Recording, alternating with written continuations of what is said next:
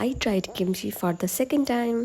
First time चाहिँ काठमाडौँको international एयरपोर्टमा गरेको थियो इन्स्टेन्टवाला। अनि अस्ति भाटपाडा गएको बेला चाहिँ त्यहाँ पनि यो प्याकेट रहेछ कि हेर्दै जाँदा, अनि एउटा चाहिँ लिएर आइहालेँ मैले चाहिँ। अनि त्यसबाट चाहिँ 2टा मसला निस्क्यो नि यति चाउचाउ निस्क्यो। यसको प्राइस चाहिँ 240 यस्तै परेको थियो। अनि त्यहाँ मैले एयरपोर्टमा खाँदा चाहिँ स्टेन्ट भएको कारणले गर्दा चाहिँ 460 परेको थियो कि। अनि मैले एकचोटि डिरेक्सनहरू पढिहालेँ। देन बोइल आइसकेपछि 2टा मसलाहरू एड गरेँ अनि 4-5 मिनटको लागि छोडिदिएँ। अनि it was ready to serve.